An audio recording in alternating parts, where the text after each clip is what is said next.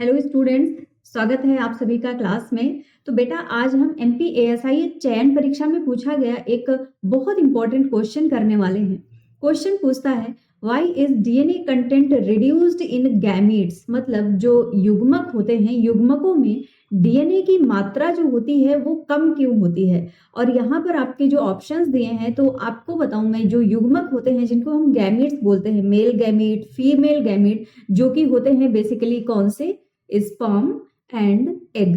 तो ये आपसे पूछ रहा है कि जो स्पर्म एंड एग होते हैं उनमें डीएनए की जो मात्रा होती है वो कम क्यों होती है। तो बेटा अगर मैं आपको यहाँ पर करेक्ट ऑप्शन बताऊं तो यहाँ पर to ensure fertilization produces zygote with correct chromosome number. तो ऑप्शन नंबर बी जो देके रखा है, यह सुनिश्चित करने के लिए कि निषेचन से बने युग्मज में सही गुणसूत्र संख्या हो, इसके लिए डीएनए की मात्रा जो होती है वो कम हो जाती है। देखो बेटा, थोड़ा सा अगर आपको कंफ्यूजन हो रहा है तो मैं ये समझाती हूँ आपको डिटेल में कि ये क्वेश्चन आपसे क्या पूछ रहा है और ये क्यों करेक्ट ऑप्शन है इसका, ऑप्शन नंबर बी। देखिए, आपको पता होना चाहिए जो हमारी नॉर्मली हमारे शरीर की जो कोशिकाएं होती हैं, जिनको कि हम सोमैटिक सेल्स भी बोलते हैं, जो कोशिकाएं हैं इनमें बेटा डीएनए कितना होता है, डीएनए का जो नंबर होता है वो द्विगुणित होता है। जो क्रोमोसोम्स होते हैं कैसे होते हैं, 2n नंबर होते हैं नॉर्मल हमारी सेल्स में, जिनको कि हम बोलते हैं सोमैटिक सेल्स। सोमैटिक का मतलब होता है हमारे शरीर को बनाने वाली कोशिकाएं।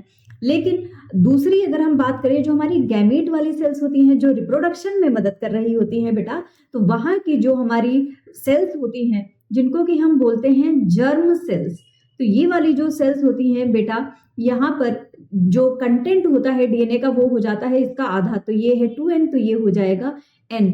ऐसा क्यों होता है, जो ऑप्शन बता रहा है यह सुनिश्चित करने के लिए कि निषेचन से बने युग्मज में सही गुणसूत्र संख्या हो। अच्छा, इसका क्या मतलब है? देखो बेटा, होता क्या है, अगर नॉर्मली जब किसी भी इंसान का डेवलपमेंट हो रहा होता है, किसी भी बच्चे का बर्थ हो रहा होता है, उससे पहले का सिनेरियो समझिएगा।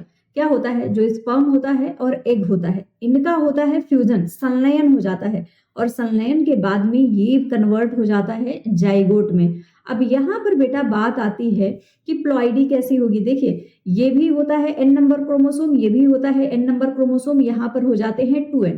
तो मतलब जो शरीर बनेगा जाइगोट से ही बनेगा। किसी की भी जो बॉडी का फॉर्मेशन होगा बेटा वो कैसे होगा, इस जाइगोट के द्वारा होगा। तो जाइगोट में 2n नंबर है, मतलब जो शरीर बन रहा है उसमें द्विगुणित क्रोमोसोम होने चाहिए, जो कि हो जाएंगे। अगर यहाँ पर ये भी 2n हो जाए, ये भी अगर डीएनए की मात्रा कम ना हो, क्रोमोसोम नंबर ज्यादा ही रहे, तो बेटा यहाँ पर तो 4n हो जाएगा। ऐसे हर एक जनरेशन में नंबर बढ़ता ही जाएगा। इसीलिए क्या होता है, जब युग्मकों का निर्माण हो रहा होता है, गैमीट्स का फॉर्मेशन हो रहा होता है बेटा, उस दौरान जो सेल डिवीजन होता है वहां पर हमें देखने को मिलता है एक स्पेशल प्रकार का सेल डिवीजन, जिसको कि हम बोलते हैं मियोसिस। इसको बेटा मियोसिस बोला जाता है, या फिर अगर मैं आपको बताऊं तो इसी को हम अर्धसूत्री विभाजन भी बोलते हैं। अर्धसूत्री मतलब ये क्रोमोसोम का जो नंबर है, 2n नंबर ऑफ क्रोमोसोम को ये आधा कर देगा, हाफ कर देगा, ताकि क्या होगा, जो युग्मक बने हैं उनमें गुणसूत्रों की संख्या आधी हो जाए, और जब दो युग्मकों से जाइगोट बने, आगे नया बॉडी का फॉर्मेशन हो, तो वहां पर ये वैल्यू जो है वो मेंटेन कर ली जाए, जो क्रोमोसोम नंबर है वो मेंटेन कर लिया जाए। बेटा इसका बायोलॉजिकल अगर मैं लॉजिक की बात करूं तो अगर युग्मक में आधा ना हो क्रोमोसोम नंबर, तो हर पीढ़ी में गुणसूत्रों की संख्या डबल होती जाएगी, जो कि मतलब प्रजाति जो है हमारी, उसका तो अस्तित्व ही खतरे में पड़ जाएगा, है ना। तो उसको मेंटेन करने के लिए, ये सुनिश्चित करने के लिए कि निषेचन से बने युग्मज में सही गुणसूत्र संख्या हो, यहाँ पर क्या होता है, डीएनए की मात्रा गैमेट्स में कम हो जाती है। और कम भी कितनी होती है, आधी होती है, जस्ट आधी। और फर्टिलाइजेशन के बाद में वापस से हमें 2n संख्या मिल जाती है। उम्मीद करती हूँ आपको ये समझ में आया होगा। फटाफट से कमेंट में बता दीजिए। बाकी ऑप्शन देख लीजिए। टू इंक्रीज म्यूटेशन रेट, बेटा म्यूटेशन क्या है, उत्परिवर्तन। उत्परिवर्तन का दर बढ़ाने के लिए हमें ये डीएनए की मात्रा कम ज्यादा क्यों करनी है, इससे कोई लेना देना नहीं होता है।